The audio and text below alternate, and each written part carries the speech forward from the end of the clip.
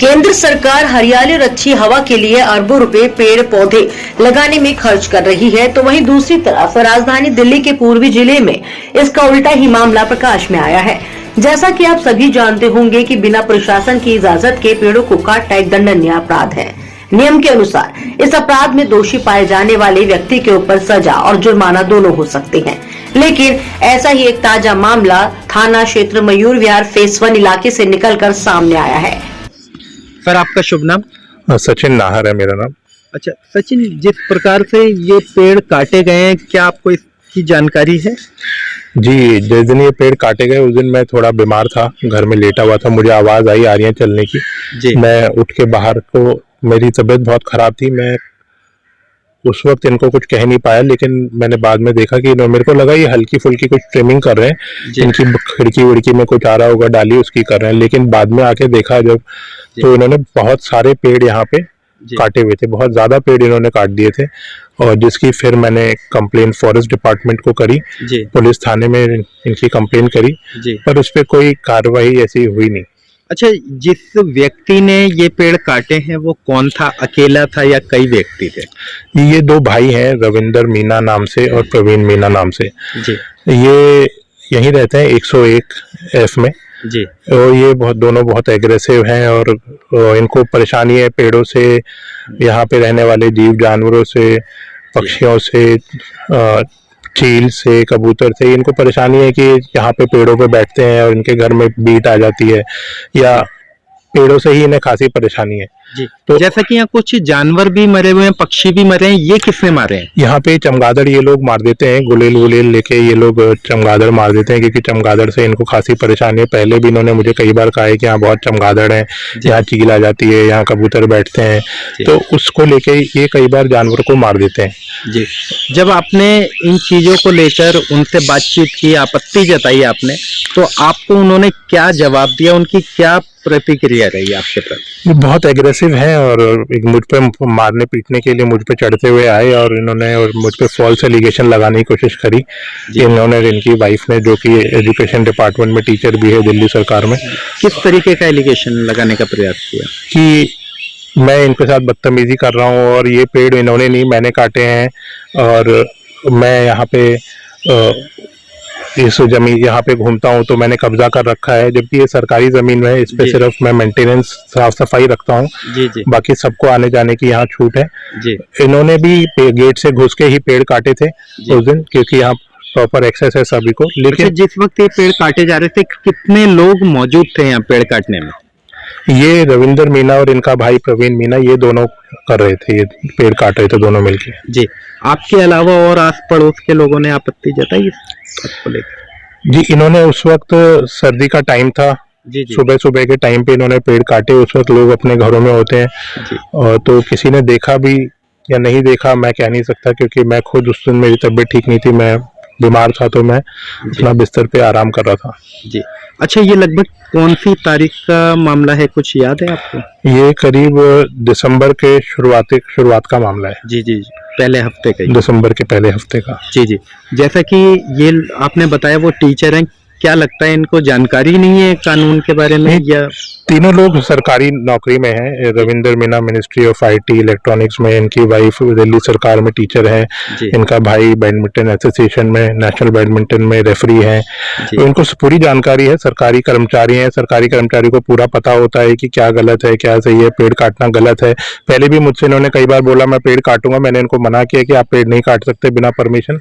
लेकिन जिस दिन मैं इनको लगा कि ये आज दिख नहीं रहा है, गायब लग रहा है घर से, तो इन्होंने मौके का फायदा उठा के कि ये घर पे दिख नहीं रहा है, और तो इन्होंने झगड़ा करने का प्रयास किया। झगड़ा करने का प्रयास से पहले इन्होंने पेड़ काटे। जी जी जी। और ये जिस दिन जब मैंने इनको टोका, तो फिर इन्होंने मेरे साथ झगड़ा किया। मेरी कंप्लेन ये उल्टी कब करके आया पुलिस स्टेशन में कि मैं झगड़ा कर रहा हूँ। जी।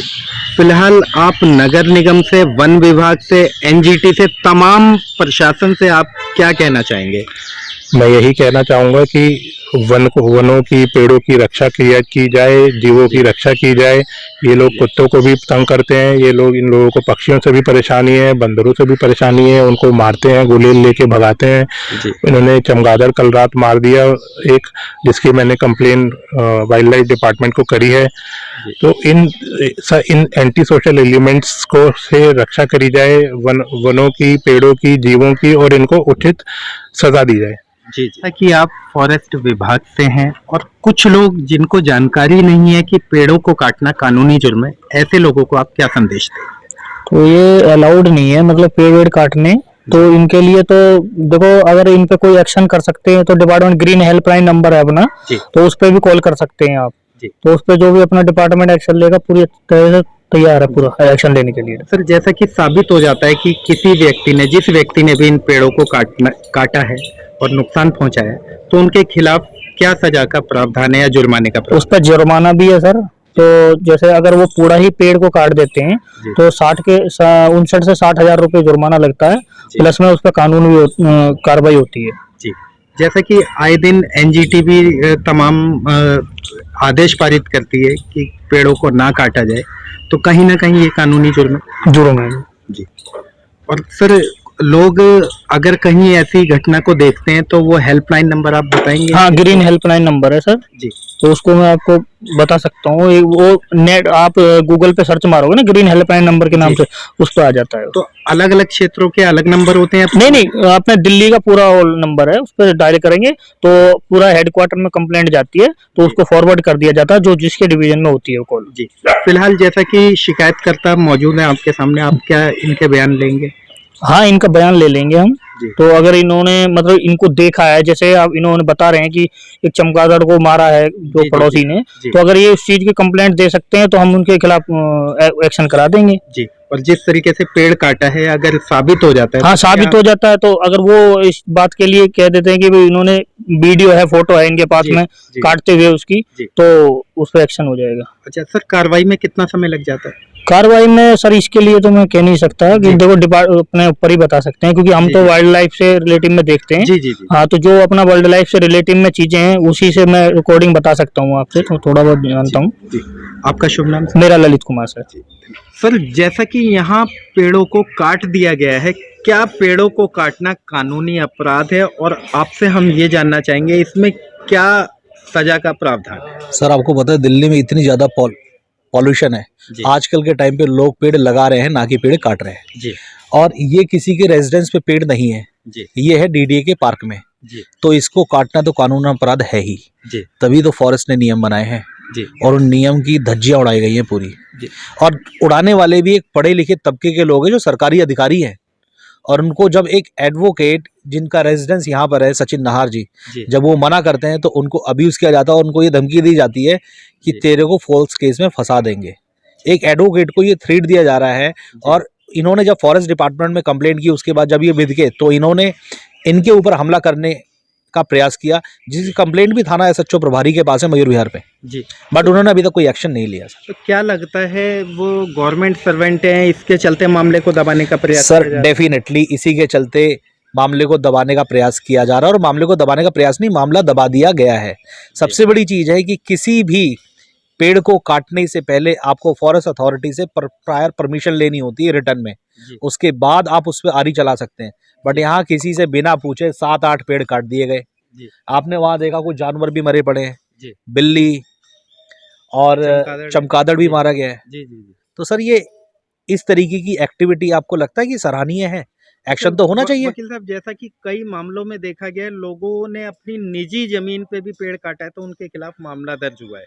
सर, डेफिनेटली सुप्रीम कोर्ट की पूरी गाइडलाइंस हैं जी, और एक पढ़े लिखे आदमी से हम क्या एक्सपेक्ट कर सकते हैं कि अगर कोई चीज तुम्हें परेशान कर रही है तो प्रॉपर परमिशन लो। पहली बात, ये चीज परेशान कर नहीं रही, इन्होंने अपने निजी स्वार्थ के लिए पेड़ों को काटा है और मजदूरों को बुलवा के पेड़ काफी उठवा भी दिए गए हैं। जो कुछ पेड़ बचे हैं वो वहाँ अभी पड़े हुए हैं जिनकी आपने फोटोग्राफ्स भी ली है। तो वकील साहब, इनके ऊपर क्या कुछ एक्शन होना चाहिए और किन धाराओं के तहत मामला दर्ज होना चाहिए? सर, सबसे बड़ी चीज एक मोटा फाइन होता है 10,000 रुपए का और 3 महीने की सजा होती है, जो नियम इंडिया में है इस टाइम। तो उनके ऊपर कार्रवाई सख्त से सख्त होनी चाहिए और जिस कंप्लेनेंट को इन्होंने धमकाया है उनके खिलाफ भी मुकदमा दर्ज होना चाहिए उन्हीं सेक्शंस में जिस सेक्शन में रिक्वायर्ड है। जी हाँ, मयूर विहार के पॉकेट 4 में स्थित डीडीए पार्क में मौजूद लगभग 8 पेड़ों को बेखौफ होकर काट दिया गया। इस मामले में उसी जगह रहने वाले निवासी एक वरिष्ठ अधिवक्ता ने वन विभाग, नगर निगम और स्थानीय थाना मयूर विहार में लिखित रूप से शिकायत भी दी। शिकायतकर्ता का कहना है कि अभी तक इस मामले में किसी प्रकार की कोई भी कार्यवाही नहीं हुई है, जबकि यह घटना दिसंबर माह के पहले सप्ताह में हुई थी, जब लगभग 8 पेड़ों को काट दिया गया था। शिकायतकर्ता का कहना है कि मेरे पड़ोस में रहने वाले रविंद्र मीणा और प्रवीण मीणा नामक 2 भाई हैं, जिन्होंने पार्क में घुसकर आरी की मदद से इन पेड़ों को काट दिया था। इसके अलावा शिकायतकर्ता ने बताया कि यह दोनों भाई गुलेल से इस पार्क में रहने वाले पशु व पक्षी को भी निशाना बनाते हैं। इनका विरोध करने पर झगड़ा व मारपीट करने पर उतारू हो जाते हैं। जिस वक्त हमारी मीडिया टीम मौके पर पहुंची तो हमने देखा कि एक बिल्ली व एक चमगादड़ इसी पार्क में मृत अवस्था में पड़े हुए थे। शिकायतकर्ता का आरोप है कि इन्हीं दोनों भाइयों ने मिलकर इन पशु पक्षियों को मौत के घाट उतारा है। इतना ही नहीं, पीड़ित का कहना है कि जब मैंने इनके खिलाफ शिकायत दी तो इन्होंने मुझे छेड़छाड़ जैसे झूठे मामले में भी फंसाने की धमकी दे डाली। जब मीडिया टीम मौके पर मौजूद थी उसी समय शिकायतकर्ता की शिकायत के आधार पर वन विभाग की टीम भी मौके पर पहुंची और स्थिति का जायजा लिया। वन विभाग की टीम ने मृत अवस्था में पड़े चमगादड़ को भी जांच के लिए अपने कब्जे में ले लिया। वन विभाग की टीम ने शिकायतकर्ता के बयान भी लिए और आरोपियों से बातचीत भी की। वन विभाग के हैंडलर ललित कुमार ने शिकायतकर्ता को आश्वासन दिया कि जल्द ही आरोपियों के ऊपर कानूनी कार्रवाई की जाएगी। इस मामले को देखकर लगता है कि आरोपियों में कानून का कोई भी खौफ नहीं है, जबकि हमारे देश की विभिन्न अदालतों में भी कई बार ऐसे मामलों में आरोपियों के खिलाफ कड़ी से कड़ी कार्रवाई की गई है। इसके अलावा एनजीटी ने भी पेड़ों को नुकसान पहुंचाने वालों के खिलाफ कड़े नियम बना रखे हैं। बावजूद इसके राजधानी दिल्ली में ऐसे नियमों की सरासर धज्जियां उड़ाई जा रही हैं। अब देखना यह होगा कि वन विभाग की टीम द्वारा दिए गए आश्वासन के अनुसार क्या आरोपियों के खिलाफ कार्रवाई हो पाएगी या नगर निगम में दी गई शिकायत के आधार पर नगर निगम का विभाग आरोपियों के ऊपर कार्रवाई करेगा।